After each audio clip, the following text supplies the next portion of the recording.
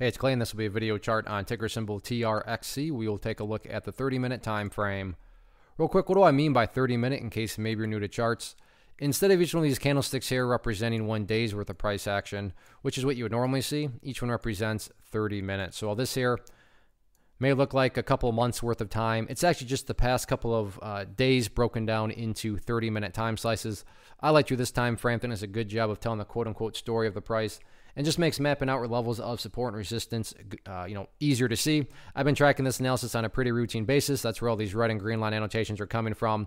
But after today's price movement, definitely we'll just start from scratch. So yeah, these levels that I'm deleting out do still pertain to the chart. They're just not relevant, and from a presentation standpoint, I don't want to risk causing confusion because there's clutter with lines everywhere and all over the place. So let's just try to keep this as clean as possible. So one of the newest areas of support after today is what I would call the ideal level of support. When you say, hey Clay, what would make this chart look the absolute strongest going forward? That would be if the price can stay up above $5.60. Now, don't get me wrong. If the price falls below $5.60, by no means am I saying the entire chart's ruined or anything like that. But yeah, if the price can somehow manage to stay up above that $5.60 mark, that would definitely be a huge sign of power going forward.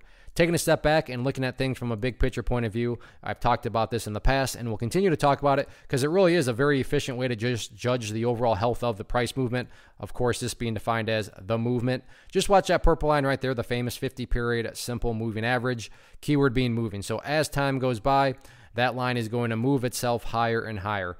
So a very basic yet highly effective way, and like I said, an efficient way to judge the health of everything is as long as the price stays above that purple line, as the line itself moves higher and higher, then the bulls are in full health, the bulls are in full control. However you can best visualize that, no questions asked. Now, what about levels of resistance? Pretty straightforward at this point in time. The sellers in the party finally stopped right up there at the $6 mark. So $6, public enemy number one going into tomorrow. But all in all, resistance levels don't really matter on this one. And I say that because as long as the price keeps doing what it's been doing, aka building higher bases, then over time, everything else will take care of itself, including breaking levels of resistance. So focus on continuing to build those higher lows and just sit back and enjoy the trend. One of the biggest questions that I get is, hey Clay, how do you find the stocks that you trade? So what I've done is put together a free resource guide where I talk about the tools that I use to locate stocks that I find interesting and think may have potential. So if that sounds like something that could add value to you as a trader, then click on the image that is up on the screen right now and I will email you the guide. The guide itself is very short and to the point, and best part, it's completely free.